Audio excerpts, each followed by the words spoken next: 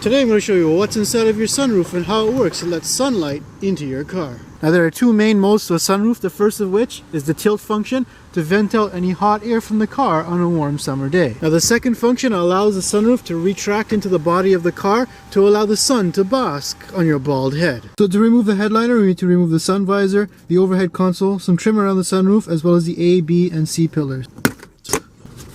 And then remove the sun visor, and remove it. And remove the seatbelt, and remove the B pillar. And I can pull down the headliner. And the headliner is now pulled down.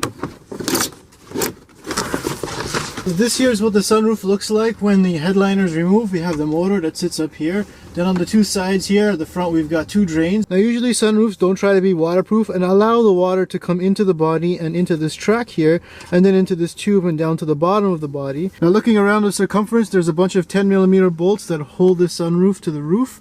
And I'm going to remove those so we can drop down the sunroof assembly to have a closer look. And with all the screws removed, I can drop down the sunroof. So here we've got the sunroof removed from the vehicle. We've got this deflector flap here that's spring loaded, and you've got the sunroof that runs on the tracks on either side.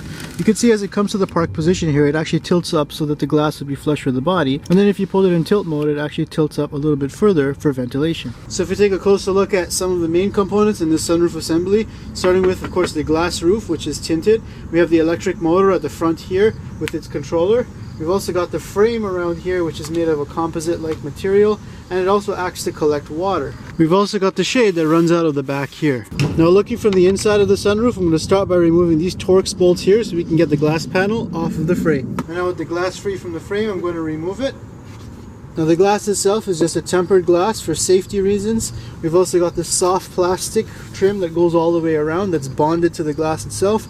And then these three little eyelets on either side here, that's the only thing holding this glass to the body of your car. We've also got this rubber that goes all the way around to form a nice seal against the body. I'm just going to release this shade over here.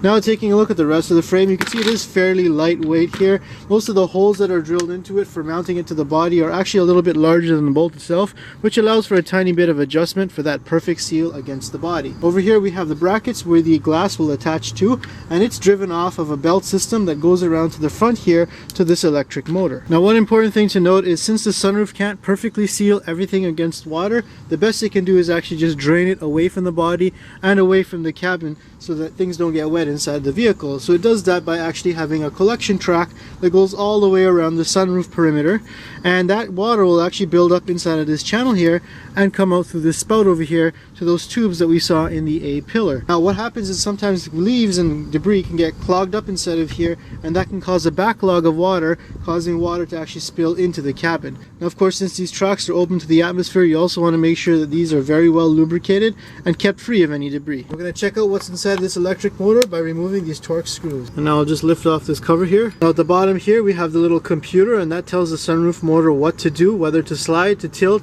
and when to stop. Now I'm going to power up the motor so we can have a closer look at how the tracks actually work. Here we have the sunroof in its most tilted up position. You can see that the glass is going to attach to this member over here at these attachment points. It's also pivoted at the front here, so that's kind of how it gets that angle. We've got another pivot point over here as a control rod, and then the final pivot point, which is what's following this little cam slider over here, is adjusted by this point over here, which actually slides with the sunroof mechanism.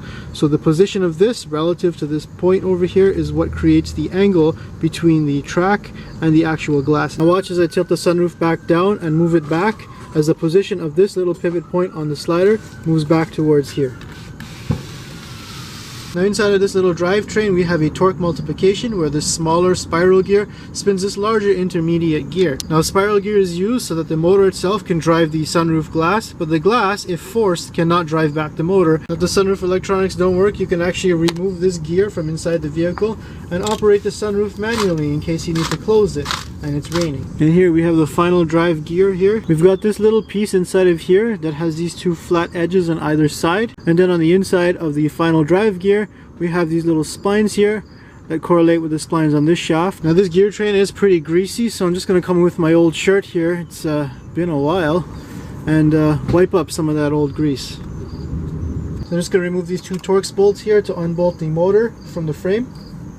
And then I'll just remove this motor assembly, and you'll see that this has this little gear on the bottom here. Now if I remove this motor cover over here, you could see we have the rotor, and that spins with the gear train. We've also got two permanent magnets on the inside here, and then further inside of there we have the two brushes that contact the rotor over here. Now in addition, we have this little spinning magnet here that spins with the motor, and that sends a feedback signal to the computer so it knows exactly where this motor is positioned. So if we take a quick look at the schematic diagram for the sunroof, you'll see that we have the power block over here that supplies power to the body control module. That then supplies power to the sunroof motor assembly and computer, which also takes its signals from the switch, which is on the overhead console, to tell it to either tilt up or to slide backwards, and then it will move the motor accordingly. The body control module is what determines when the sunroof is allowed to open and close based on the time of when the ignition is turned off, and also the position of the two door switches on the front doors. Now unlike modern control systems, this sunroof assembly is only linked to the body control module for power only, and therefore you can't slide it or tilt it using your key fob because it's not linked to the rest of the system using CAN bus. Now next up, I'm going to remove this plastic shield here that forms part of the water channel. Now I'm also going to remove this wind deflector.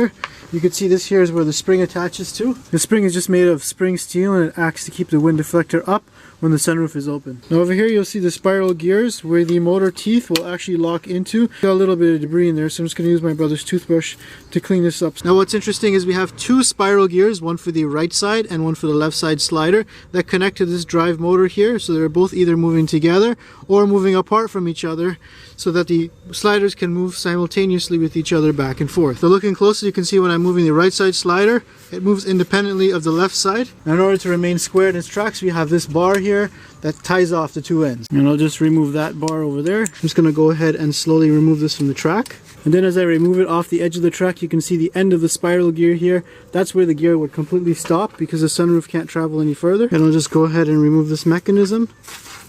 You can see it's got the cable on it here that is actually running inside of this channel over here. Similarly, I'm going to drive off the slider from the other side and remove its cable from the channel. Now the rest of the frame is just a lightweight piece of aluminum that forms the channels for the water to flow and provides a little bit of rigidity to the roof. Now this mechanism is arguably the most important part of the system because it allows the sunroof to tilt and to slide back, and it's full of lubricating grease inside of here, so I'm just going to come in with my old t-shirt again and wipe this up. Ah, the good old days. We have this cable that's attached to this cam slider that goes into the second arm over here, and the position of this is what determines the angle of the glass. Now with the glass in the closed position, when a signal is sent to the motor to push this cable back, it's actually going to lower the sunroof into the body of the car by guiding it along this cam track over here. Now when it reaches over here, it's actually going to lock up with this mechanism. Now this mechanism is going to lock against this third arm over here, just like that, with this pin in here secured inside of the track, so it now becomes one piece, and any more pushing of this cable here is actually going to push the entire unit back, which is going to push the glass into the body of the car. Now when you want to close the sunroof, this pin here is going to hold everything together as one unit and pull the glass out of the body of the car instead of just sliding along this cam here. Now this pin here can only release from the carrier when there's room under here for it to slip open just like that. And when this little piece here slips into this little hole in the track, it then knows that the sunroof is in the correct position relative to the body, slips out of the carrier, and then it'll travel along here to raise the sunroof back into the body. Now with the carrier in this middle position, the sunroof is now flush with the body. If the cable is pulled on anymore, it's actually going to move the sunroof up into the vent position. Now the home position must be memorized by the sunroof computer, and that's why you have to do a reset procedure every time you disconnect your battery. So here we have a picture of the closed loop control system for the sunroof. It's powered by the body control module, and it actually takes inputs from the switches on the overhead console. It then sends a voltage out to the motor to either retract it or tilt it. At the bottom here we have a Hall effect sensor that sends a feedback signal to the CPU so it knows exactly where that motor is fully tilted or retracted, and it also will memorize its home position. The CPU will then know how many turns of the motor it takes to get to either one of those positions and drive the motor accordingly. The sunroof cable has this sheathing on the outside here that engages with the sunroof motor, but it also has this fuzzy pipe cleaner kind of feeling, probably to keep it clean as it moves within the track. So from a simple slider mechanism to gears on a motor and even complicated control systems, these are all the components that go into making the sunroof work in your car. Make sure you follow me on Instagram for more behind the scenes footage like this, and subscribe for more videos just like this one.